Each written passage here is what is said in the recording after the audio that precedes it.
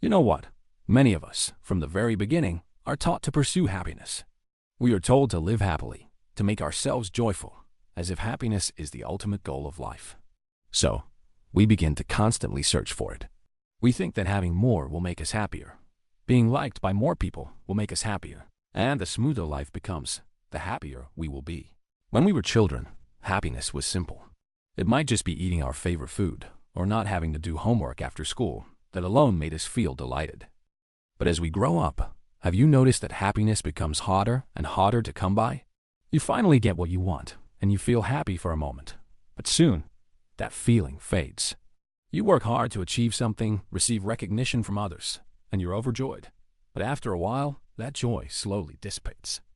Then, you start looking for the next thing that can make you happy.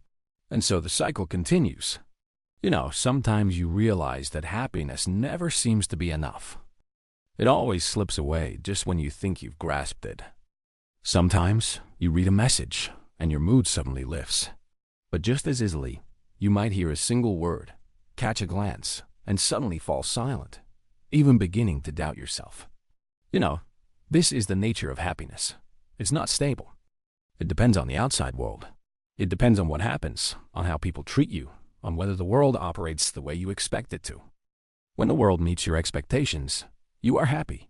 When it doesn't, you suffer. Gradually, you realize that your inner self has never truly belonged to you. It has always been pulled around by the outside world. When the outside is good, you are good. When the outside is bad, you are bad. That feeling, it's exhausting. Really, it's so tiring. Later, one day, you might begin to realize that perhaps what life truly needs is not happiness, it's peace. Peace is not excitement, not elation, not that fleeting kind of joy. Peace is a deep stability. It's a feeling that no matter what happens externally, you remain standing there, unshaken. When you have peace, you can still feel joy, but you no longer depend on it to prove that you are whole. You can still feel sorrow, but you don't feel like your world has crumbled because of it. You begin to understand that emotions are just emotions. They come, and they will surely go. You no longer try to cling to them, nor fear losing them. You simply watch them pass by, quietly. It's a strange feeling, not numbness, not indifference, but a profound sense of calm. You no longer get disrupted so easily. You no longer let someone's words completely alter your state of being. You no longer let a single failure define your entire existence. You still strive. You still move forward, but your heart is no longer so restless. You know, truly strong people are often not the happiest people, but the most peaceful people. Because a happy person, once they lose the source of their happiness, loses their direction. But a peaceful person does not. They don't get lost in success, nor do they collapse in failure.